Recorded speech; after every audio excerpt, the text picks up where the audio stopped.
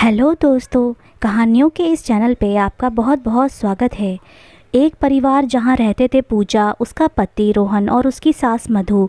पूजा की शादी को 6 महीने ही हुए थे।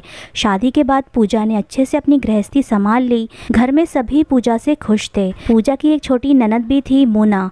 मोना को अपने साथ पढ़ने वाले सुरेश से प्रेम हो गया था और सुरेश के घर वालों को शादी की जल्दी थी, इसलिए मोना की शादी रोहन की शादी के 2 महीने पहले ही कर दी गई थी। सुरेश ऑफिस के काम से कुछ दिनों के लिए शहर से बाहर गया हुआ था, इसलिए मोना ने सोचा कुछ दिन मायके में रहकर आती हूँ। हालांकि पूजा रोहन की शादी के बाद मोना 20 दिन मायके में रहकर गई थी। दोनों ननद भाभी में अच्छी दोस्ती हो गई थी। मोना मायके आ गई। उसे मायके आए 7 दिन हो गए। इन 7 दिनों में दोनों ननद भाभी ने खूब शॉपिंग की, मूवी भी गई और बहुत ही इंजॉय किया।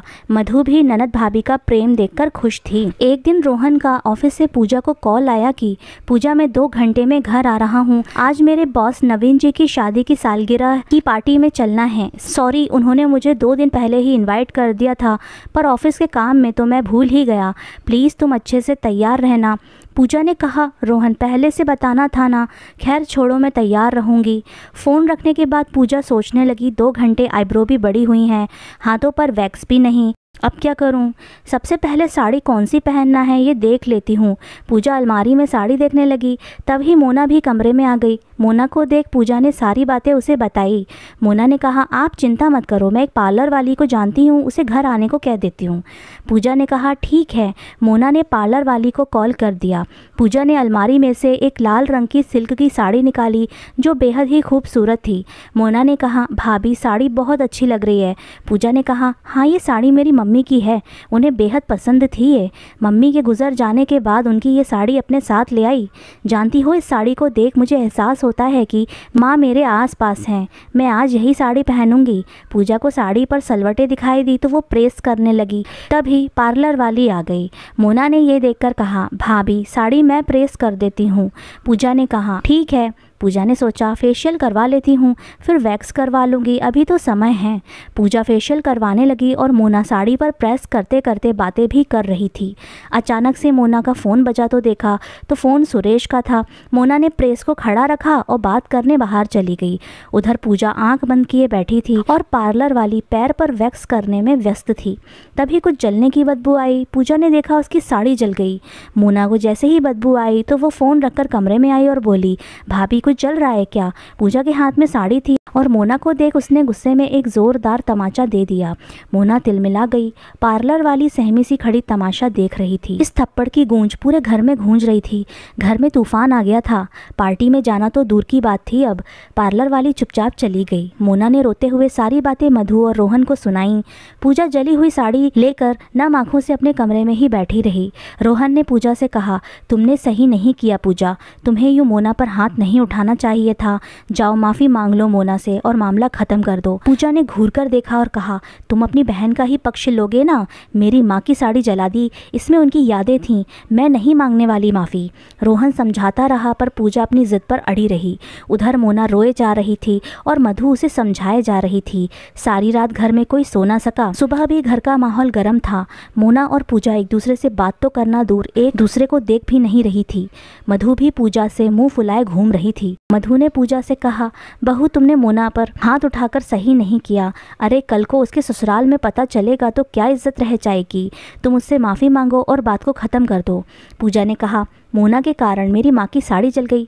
मेरी जान बसती है उस साड़ी में। मैं माफ़ी नहीं मांगूंगी क्योंकि मैं गलत नहीं हूँ। मोना की जगह मेरी बड़ी बहन भी होती तो मैं ऐसा ही करती। पूजा की बातें मोना ने भी सुनी। रोहन भी वहीं सोफे पर बैठा था। पूजा रसोई में चली गई। मोना ने रोते हुए रोहन से कहा, देख लिया भाभी को, भैया आपको किससे ज़्यादा प्रेम है, बहन से या पत्नी से? रोहन चुप रहा। मोना फिर बोल पड़ी, बात मेरे स्वाभिमान की है। भाभी से कहो कि मेरे पैर पर नाक रगड़कर माफ़ी मांगे तो ही मैं उन्हें माफ़ करूंगी। ये सुनकर रोहन हैरान था। समझ नहीं पा रहा था कौन सही कौन गलत और किसका पक्ष ले। पूजा भी माफ़ी नहीं मांगूंगी जिद ले बैठी थी। रोहन फिर सोचने लगा, पूजा की माँ की निशानी थी वो साड़ी। आ गया होगा गुस्सा और गुस्से में थप्पड़ दे दिया होगा। पर मोना भी गलत नहीं है। बड़ी कश्मकश में था रोहन। बहन का साथ दे तो पत्नी नाराज़ और पत्नी का साथ दे तो बहन नाराज़। बहुत देर तक रोहन सोच में डूबा रहा। कुछ देर के बाद रोहन अपने कमरे में गया और पूजा के पास जाकर बैठ गया और बोला, पूजा जो मैं कह रहा हूँ मेरी बात शांति से सुनो। मोना ने कभी भी तुम्हारे साथ बुरा व्यवहार नहीं किया। मोना ने वो साड़ी जानबूझकर तो जलाई नहीं होगी, वो तो सिर्फ तुम्हारी मदद ही कर रही थी ना। फ़ोन आ गया, वो प्रेस खड़ी रख के बाहर बात करने चली गई और प्रेस साड़ी पर गिर गई और साड़ी जल गई। क्या इसमें मोना की गलती थी? तुमने गुस्से में उसे पार्लर वाली के सामने थप्पड़ दे मारा, क्या तुमने सही किया? फिर रोहन उठकर चला गया। कुछ देर के बाद मोना हॉल में बैठे रोहन और मधु के पास आई और बोली, माँ सुबह से नाश्ता करने के बाद से मेरी घड़ी नहीं मिल रही। मैंने वो घड़ी उतार के टेबल पर ही रखी थी, क्या आप दोनों ने देखी? मधु ने कहा, नहीं मैंने नहीं देखी। रोहन ने भी कहा, नहीं मैंने नहीं देखी। मोना ने कहा, पता नहीं कहाँ रख दी। वो घड़ी पापा ने मुझे पिछले जन्मदिन पर दी थी, वो पापा का जन्मदिन पर दिया आखिरी तोहफा था। मोना बेचैन सी होकर घड़ी ढूंढने लगी पर कहीं नहीं मिली। मधु ने कहा, मैं जानती हूँ वो घड़ी तेरे लिए बहुत अहमियत रखती है। तेरे पापा अब इस दुनिया में नहीं हैं, वो उनका आखिरी तोहफा था, तेरे पिछले जन्मदिन पर मिल जाएगी, चिंता मत कर। मोना कमरे में बैठी थी, तब रोहन उसके पास आया और बोला, एक बात पूछूं? तुझे घड़ी नहीं मिली तो तू इतनी बेचैन हो गई। अच्छा यदि तुझे पता चले किसी के हाथ वो घड़ी टूट गई तो तू क्या करेगी? मोना ने गुस्से से कहा, मैं शायद उसे मार ही दूं। फिर रोहन ने कहा, तो जली साड़ी को देखकर पूजा के मन में भी यही विचार आया होगा और गुस्से से उसने थप्पड़ मार दिया। उसके लिए भी वो साड़ी कीमती थी जैसे तुम्हारे लिए घड़ी है। रोहन ने जेब से घड़ी निकालकर मोना को दे दी। मोना चुपचाप बैठी रही। उधर कमरे में बैठी पूजा सोच रही थी कि रोहन ने सही कहा, मोना ने जानबूझकर तो साड़ी नहीं जलाई।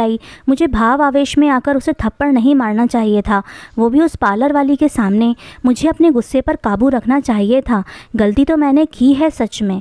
पूजा मोना के कमरे में गई, पर मोना कमरे में तो क्या घर में भी नहीं थी। पूजा को लगा कहीं मोना गुस्से में ससुराल तो नहीं चली गई। वो बेचैन सी टहलने लगी। कुछ देर के बाद पूजा को मोना घर में प्रवेश करती दिखाई दी। दोनों ने एक दूसरे को देखकर कहा, मुझे कुछ कहना है। फिर दोनों ने एक साथ कहा, सॉरी। पूजा ने कहा, गलती मेरी थी, मुझे गुस्से में तुझे थप्पड़ नहीं मारना चाहिए था, मुझे माफ़ कर दो। मोना ने कहा, भाभी गलती मेरी भी थी, मुझे लापरवाही नहीं करना चाहिए थी। पापा की दी हुई घड़ी गुम हो जाने पर मुझे एहसास हुआ कि वो साड़ी आपके लिए कितनी अनमोल थी। शायद आपकी जगह मैं होती तो मैं भी जज्बातों में बहकर ऐसा कर देती। फिर मोना ने एक पैकेट पूजा को दिया और कहा, भाभी खोल कर देखो। पूजा ने पैकेट खोला, उसमें वही जली हुई लाल साड़ी थी, पर जली हुई साड़ी को पैचवर्क करके मोना ने सही करवा दिया था। पूजा ये देखकर खुश हो गई और बोली, तुमने इसे सही करवा दिया, थैंक यू। गुस्से में मैं ये तक भूल गई कि मैं उसे रफू या बॉर्डर करवा के सही करवा सकती हूँ। मोना ने कहा, मैंने भैया को वो साड़ी आपके कमरे से लाने को कहा और मैं उसे लेकर बुटीक गई और उनसे बात करके पैचवर्क करवा कर ले आई। मुझे समझ आ गया था कि ये साड़ी आपके लिए क्या महत्व रखती है। पूजा ने कहा, गलती मेरी भी थी मोना, सॉरी।